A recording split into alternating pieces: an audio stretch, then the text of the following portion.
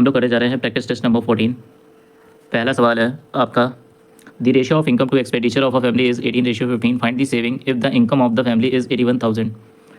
Family of income जो है वो आपको 18 यूनिट दे रखी हुई है, जबकि आपको कहा गया है कि ये 81,000 रुपये है। तो एक यूनिट की वैल्यू आपकी कितनी हो जाएगी? 81,000 बटे 18। और आपसे पूछा है सेविंग, तो इनकम और एक्सपेंडिचर का रेशियो दे रखा हुआ है, तो इसका मतलब हो गया 18 माइनस 15 अगर करेंगे तो आपको क्या मिल जाएगी? सेविंग, यानी 3 यूनिट की वैल्यू अब आपसे पूछी गई है। तो अगर मैं इसको एक को हटा करके यहाँ पे 3 यूनिट लिख दूँ तो इक्वेशन आपके पास कुछ इस तरीके की बनेगी। तो 3 1 3, 3 6 18 और 6 1 6, 6 3 18, 6 5 30 और 2 0, यानी 3500 रुपये आपका राइट आंसर हो जाएगा। The curve surface area of a cylinder is 3/5 of total surface area. Find the ratio between the height and the radius of the cylinder. Curve surface area जो है वो 3/5 है टोटल सरफेस एरिया के। इसका मतलब है कर्व सरफेस एरिया और total surface area का रेशियो जो है वो 3:5 का है।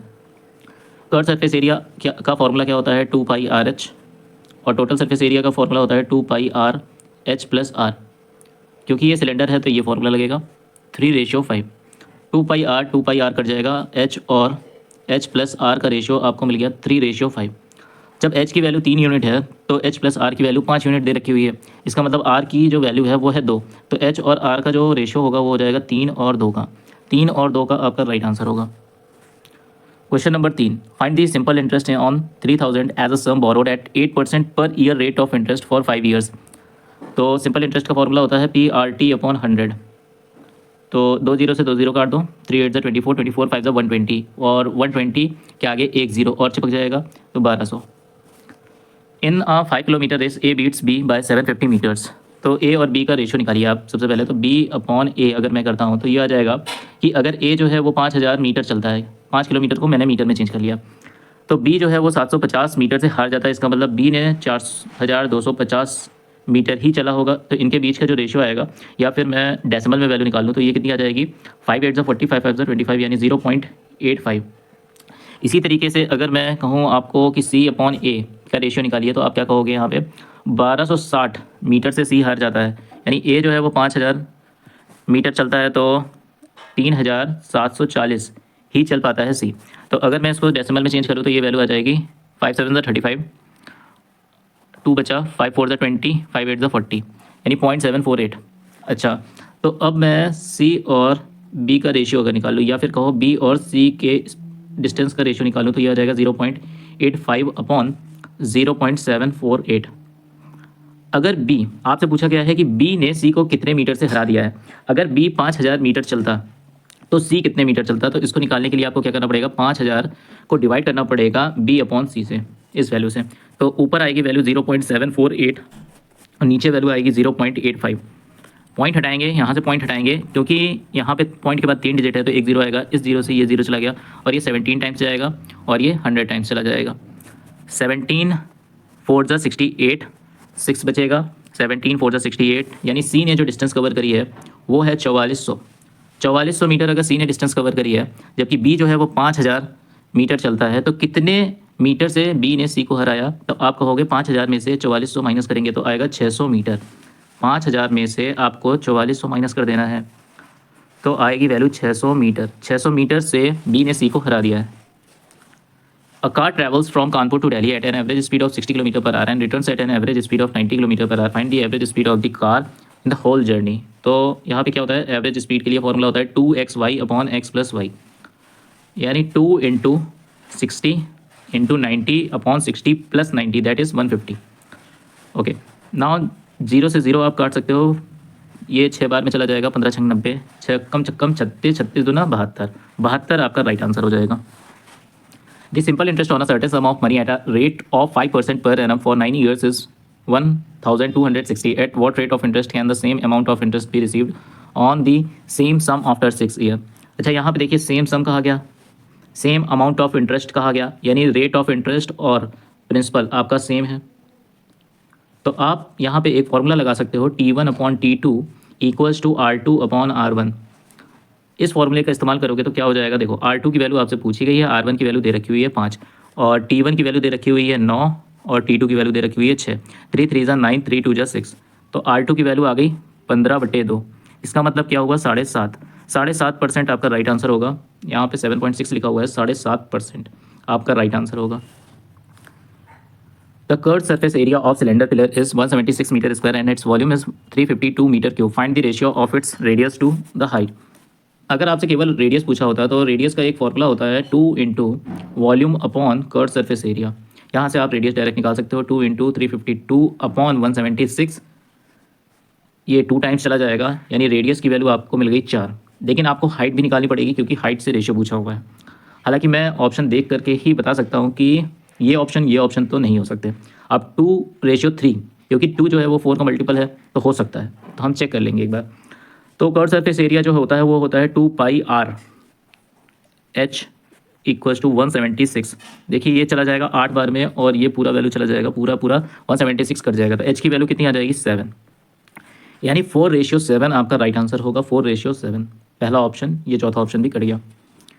Bye selling an article for 20 rupees a dealer makes a profit of 10%। By how much should he increase his selling price so as to make a profit of 40%। देखिए ये वाले question हर shift में रखे गए थे इस बार, जो कि SSC MTS 2024 का पेपर हुआ। तो इस क्वेश्चन को आप ज़रूर लगा करके जाइएगा, हो सकता है आपके GD में पूछा जा सके। तो देखो यहाँ पे क्या करते हैं, CP को 100% मान लेते हैं।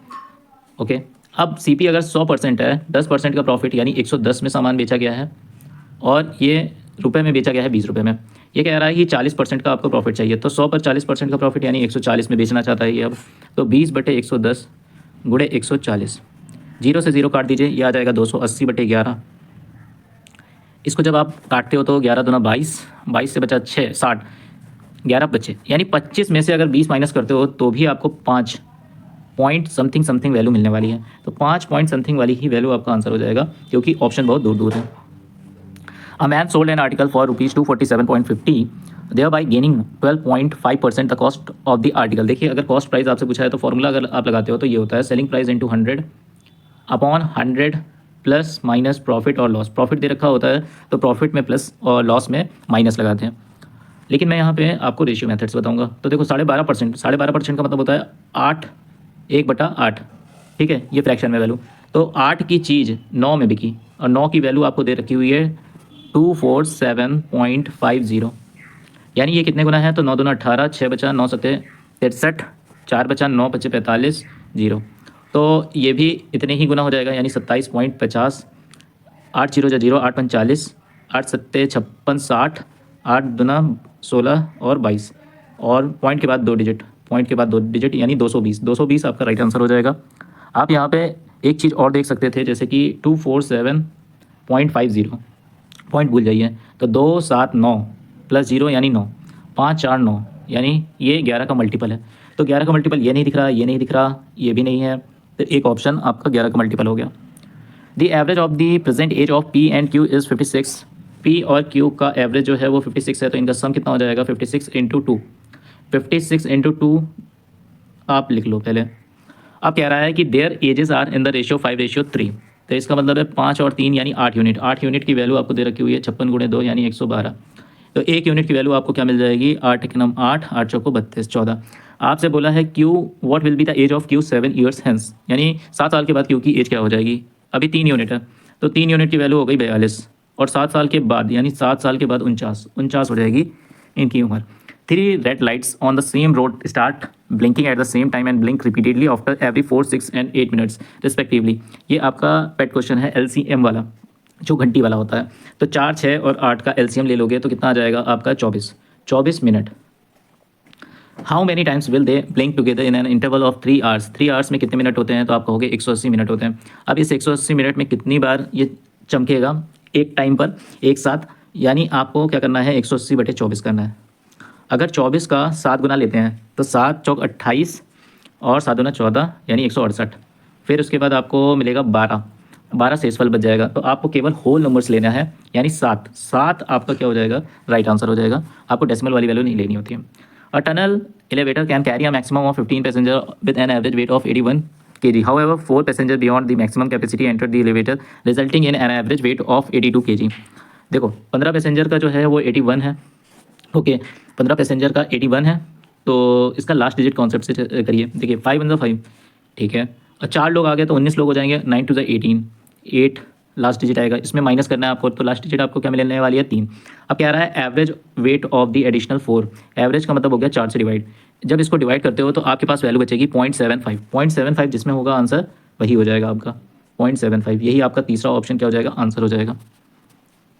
In a mixture of 60 liter milk and water are in the ratio 7:3. If 3 liter of water be added, find the ratio of milk and water in the new ratio.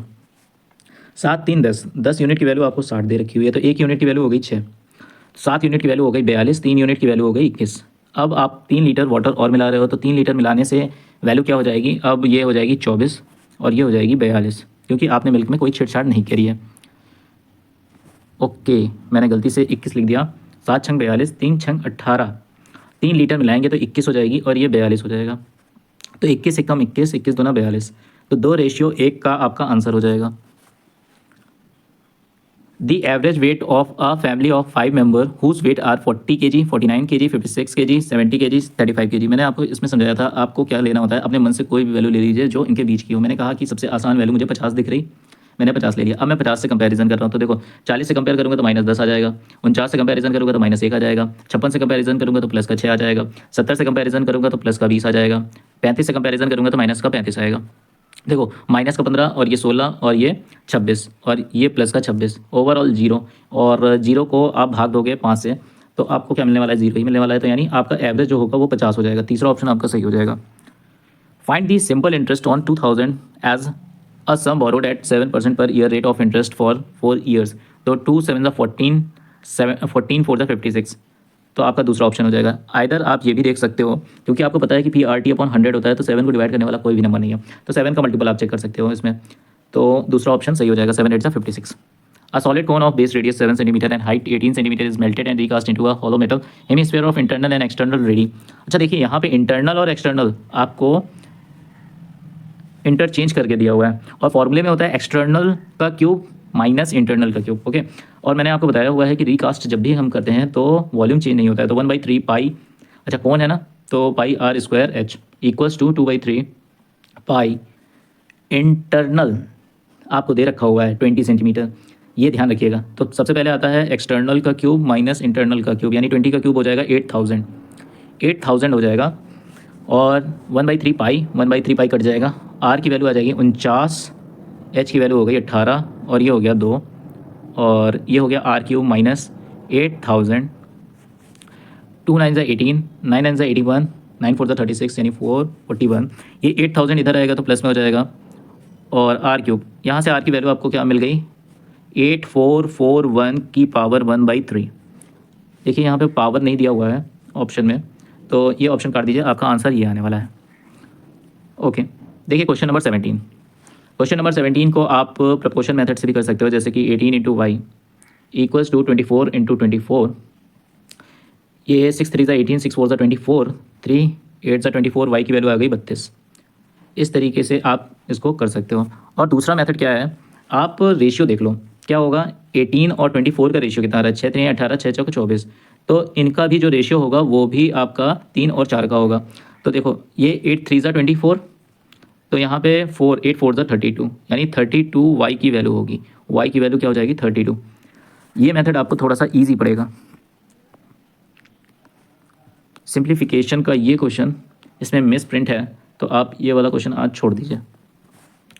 Question number 19, if the rate is compounded yearly then how much money will become 24494.40। अच्छा money जो है वो हो चुकी है, यानी ये amount की वैल्यू दे रखी हुई है इन 2 years at rate of 8%। 2 year का रेट नेट रेट कितना होगा 8 6 2 16.8 का स्क्वायर यानी 64। ये हो गया आपका कंपाउंड इंटरेस्ट, और अगर अमाउंट की वैल्यू निकालना चाहें तो क्या हो जाएगा 100 से जोड़ लगा देंगे, तो ये हो जाएगा 116%। 116% की वैल्यू आपको दे रखी हुई है 2449.40। ठीक है, अब देखिए यहाँ पे ऑप्शन से आपको समझना पड़ेगा कि जो भी वैल्यू आने वाली है वो होल नंबर में आने वाली है, होल नंबर में आने वाली है। तो यहाँ पे आपको दिख रहा है 4। ओके, अगर 4 दिख रहा है तो इसका मतलब ये है कि आपके पास जो भी वैल्यू, इस जीरो को ध्यान में ना रखें, ठीक है।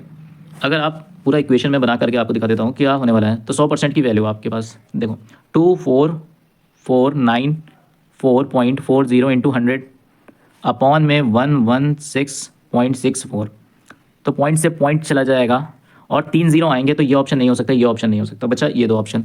अब आपको दिख रहा होगा कि यहाँ पे 4 है और यहाँ पे भी 4 है, तो 4 की ऐसी कांस्टेबल पड़े कि यहाँ पे 4 आ जाए, तो 4 2 ज़ा 8 नहीं हो सकता, तो आपका सी ऑप्शन सही हो जाएगा। ये आप ऐसे भी देख सकते थे कि यहाँ पे ऑप्शन जो है वो होल नंबर्स में है, तो 4 1 ज़ा 4 यानी 21 वाला ही आपका राइट आंसर होगा। The side of a rectangle are in the ratio 8:10 and its perimeter is 90 centimeter. The area of this rectangle is। जो बच्चा ये सोच रहा है कि जो हम 8 का मल्टीपल चेक कर लेंगे तो 8 का मल्टीपल चेक करना यहाँ पे थोड़ा सा कठिन हो जाएगा, ठीक है, क्योंकि आपको आंसर मिलने वाला होगा 520, जो कि आपका आंसर नहीं है।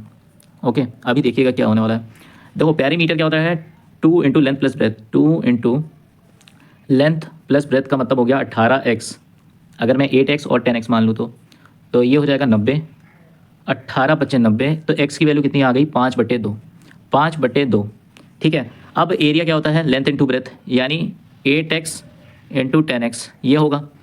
8x करोगे तो कितना आ जाएगा यहाँ से, ये आपका देगा 8 इंटू 5/2, और 10x करोगे तो 5/2 यहाँ से आ गया, 2 दूना 4 दूना 8, 2 25 10, और ये आ गया आपका वैल्यू 500।